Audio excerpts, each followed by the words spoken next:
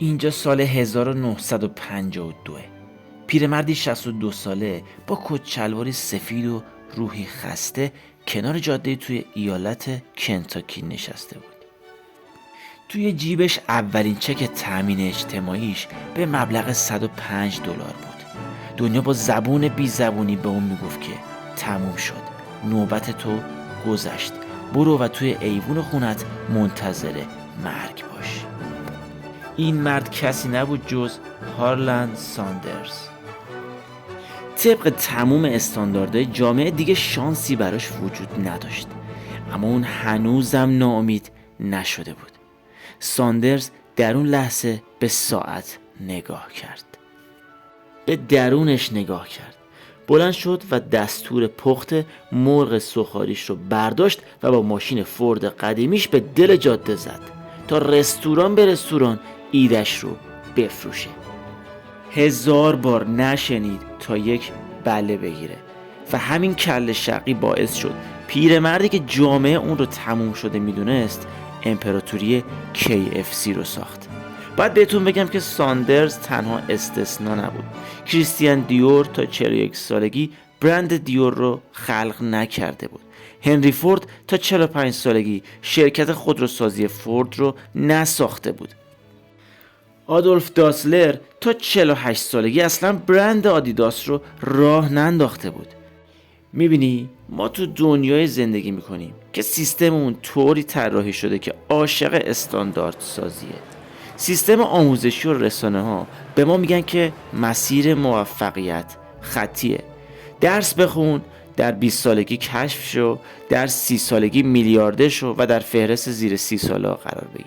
اما طبق کتاب اسب سیاه باید بهتون بگم که مسیر موفقیت پایدار محصول پیروی از مسیر استاندارد نیست، بلکه نتیجه همسویی با فردیت هستش و پیدا کردن این فردیت زمان نمیشناسه.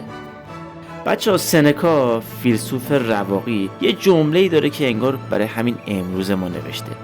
میگه زندگی طولانی است اگر بدونی چطور از اون استفاده کنی.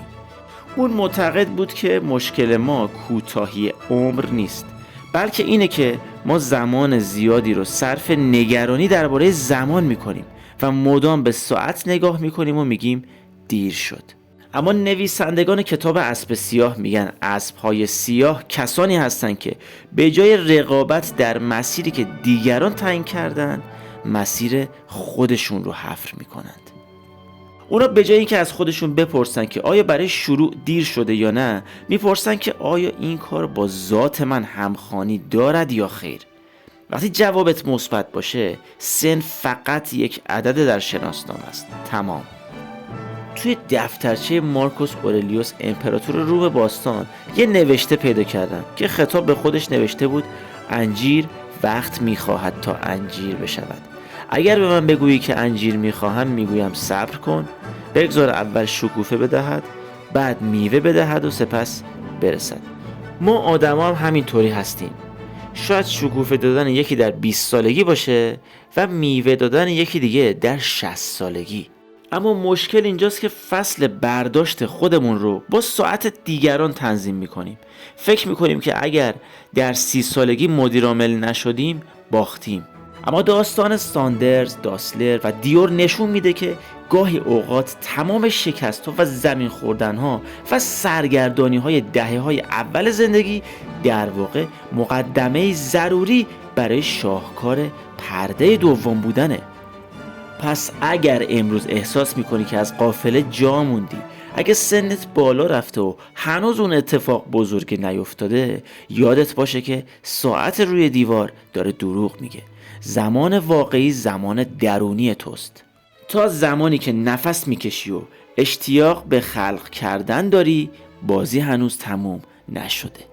شاید تو فقط در حال طی کردن مسیر طولانی تری هستی تا به جایی برسی که هیچ میانبری نمیتونست تو رو به اون نقطه برسونه. جامعه، مدیا، سیستم‌های آموزشی یه دروغ بزرگ رو توی مغز ما فرو کردن که اگه تا 30 سالگی میلیاردر نشدی یا مثلا تا 25 سالگی مدیر نشدی یا کسب و کار خود رو به جایی نرسوندی دیگه تموم و باختی. اما بذارید تاریخ رو براتون ورق بزنم. سرهنگ ساندرز در 62 سالگی یه فرد خیلی معمولی با درآمد پایین بود که فقط $105 حقوق بازنشستگی داشت، اما تازه در 62 سالگی KFC رو ساخت. کریستیان دیور، آدیداس تازه از 40 سالگی به بعد راه خودشون رو پیدا کردن. پس لطفاً به این فکر نکن که الان کلی از بقیه عقب افتادی. تو باید الان خودت رو با گذشته خودت مقایسه کنی، نه با دیگران. اینو بدون که طبیعت عجله نمیکنه و همه چیز رو به نتیجه میرسونه. شاید همه شکست‌ها و سرگردانی‌های دهه 20 یا 30 وقت تلف کردن نبوده. شاید دوره‌ای بوده که تو رو برای 40 یا 50 سالگی پخته تر می‌کرده و از تو یک قهرمان می‌ساخته. رفیق، اینو بدون که دیر و زودی وجود نداره. تا وقتی که نفس می‌کشی و اشتیاق داری، بازی هنوز تموم نشده. توی کامنت ها برای من بنویس که من ادامه میدم. مرسی که تا آخر ویدیو با من همراه بودین. لایک و کامنت و سابسکرایب یادتون نره.